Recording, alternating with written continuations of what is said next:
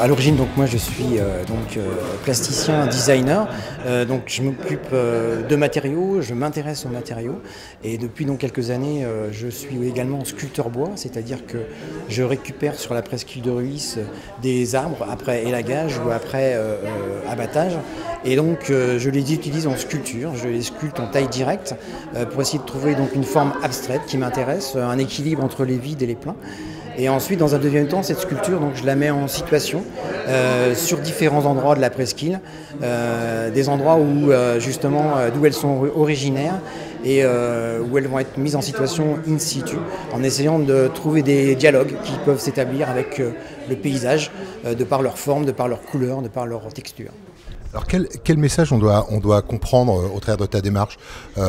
Tu l'embellis le paysage, tu lui offres une nouvelle perspective à ce bois? Alors c'est une façon aussi, en les mettant de cette manière-là en situation, de redécouvrir un petit peu des paysages de la presqu'île qu'on n'a pas forcément l'habitude de voir, mettre l'accent sur des endroits, des lieux un peu moins fréquentés, ou en tout cas qu'on n'a pas forcément l'habitude de voir. Et puis ce qui m'intéresse aussi, c'est de voir comment cette sculpture, avec différentes photos, différentes prises de vue, va avoir sa propre histoire et son espèce de parcours autonome dans des endroits qui sont ceux du littoral de l'Atlantique. Alors moi j'ai une question, t'es quoi? T'es sculpteur, t'es photographe, t'es un peu des deux, t'es quoi exactement? Alors je suis un peu plasticien qui travaille un petit peu tout, donc je fais surtout avant tout de la sculpture sur bois, mais j'aime aussi bien sûr les mettre en évidence à travers la photo. Donc c'est différentes techniques qui sont utilisées, j'aime bien varier un petit peu les techniques et aussi les médias pour les mettre en situation. Alors je crois que tu sculptes à la tronçonneuse quand même, donc comment on sculpte avec une tronçonneuse? Alors bon, c'est bien sûr l'outil le plus facile à utiliser pour dégrossir les pièces, bien sûr, mais c'est aussi pour moi un outil de sculpture, c'est-à-dire que j'essaye d'affiner au maximum avec la tronçonneuse avant de passer à d'autres outils qui me permettent d'avoir quelques détails, quelques précisions, comme le ponçage par exemple. C'est une démarche qui est assez récente.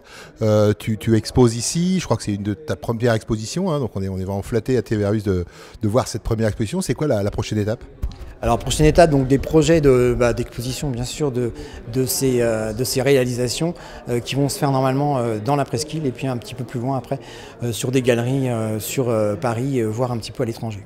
Alors à quel moment on peut t'acheter tes sculptures? Alors il suffit de me contacter, il va bientôt y avoir un catalogue en ligne et on pourra les voir bien sûr et puis éventuellement les acheter pour ceux qui sont intéressés.